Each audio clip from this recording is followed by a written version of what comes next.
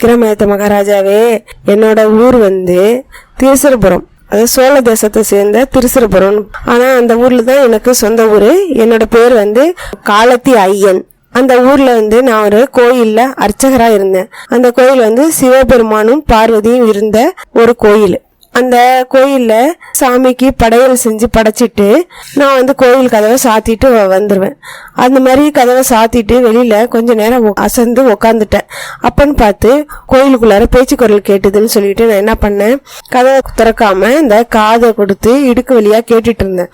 கேட்கும் போது சிவபெருமானும் பார்வதியும் உட்காந்து பேசிட்டு இருந்தாங்களாம். சிவன் மடியில பார்வதி உட்காந்து எனக்கு வந்து கதை சொல்லுங்க அப்படின்னு சொல்லி பார்வதி வந்து கேட்டிருக்காங்க. அதுக்கு சிவன் சொன்னாராம், ஒரு கதை என்ன, நான் 24 கதையை உனக்கு சொல்றேன். ஆனா அந்த கதையோட முடிவுல நான் ஒரு கேள்வி கேட்பேன், அதுக்கு நீனு பதில் சொல்லணும் அப்படின்னு சொன்னோன்னு பார்வதியும் சரின்னு ஒத்துக்கிட்டு அந்த கேள்விக்கான பதில சொல்லிட்டு இருந்தாங்களாம்.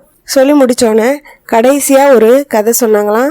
அந்த 24வது கதையில என்னன்னா, முறையில்லா முறை. அதாவது அந்த கதைக்கு விடையே தெரியலையா பார்வதி வந்து, நான் வந்து எனக்கு இந்த கதைக்கு விடை தெரியல, அதனால நான் ஒத்துக்கிறேன், இதுக்கான பதில நீங்களே சொல்லுங்க அப்படின்னு சொல்லி முடிச்சாங்களாம். அதை வந்து வெளியில உட்காந்து அர்ச்சகராக கேட்டுட்டு இருந்த வேதாளம் இருக்காருல்ல, அவர் என்ன பண்ணாராம், வீட்டுக்கு போய் தன்னோட மனைவி வந்து கேட்டாங்களாம், ஏன் கோயில் நட சாத்திட்டு வர்றதுக்கு இவ்வளோ நேரம், நீங்கள் என்ன பண்ணீங்க அப்படின்னு சொன்னோன்னே இது மாதிரி கோயிலுக்கு உள்ளார நடந்த சிவனும் பார்வதியும் பேசிகிட்டு இருந்த கதையை இவர் சொன்னாராம்.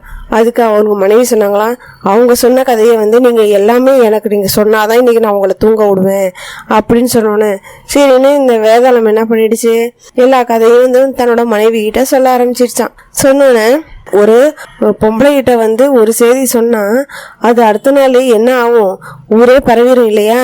காலத்தி ஐயப்பன்கிற உருவத்துல இருந்த வேதாளம் வந்து என்ன பண்ணாங்களாம், அந்த கதையை வந்து சொல்லி முடிச்சோன்னே தன்னோட மனைவி வந்து அடுத்த நாள் தண்ணி எடுக்க போனாங்களாம்.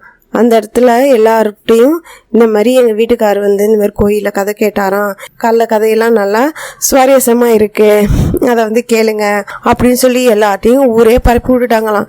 அந்த செய்தியானது என்ன ஆயிடுச்சு, சிவபெருமானுக்கு தெரிய போயிடுச்சு. தெரிய வந்தோடனே அடுத்த நாள் என்ன பண்ணாராம், வேதாளம் போய் கோயில் கதவை திறந்தோடனே சிவன் வந்து அவருக்கு முன்னாடி தோன்றி, நானும் பார்வதியும் பேசிகிட்டு இருந்ததை நீ வந்து என்ன பண்ணிட்ட, காது கொடுத்து கேட்டிருக்க, அந்த செய்தியை நீ மட்டும் வச்சுக்காம உன்னோட மனைவிக்கு சொல்லி இந்த ஊரே பரவிடுச்சு, அதனால நீ வந்து ஒரு சாபத்துக்கு ஆளாக போற அப்படின்னு சொல்லி என்ன பண்ணிட்டாங்களாம், நீ வந்து இந்த மாதிரி ஒரு முருங்கை மரத்துல நீ தொங்கணும் அப்படிங்கிறது தான் உன்னுடைய விதி அப்படின்னு சொல்லிட்டு சிவபெருமான் என்ன பண்ணாராம், மறைஞ்சிட்டாராம்.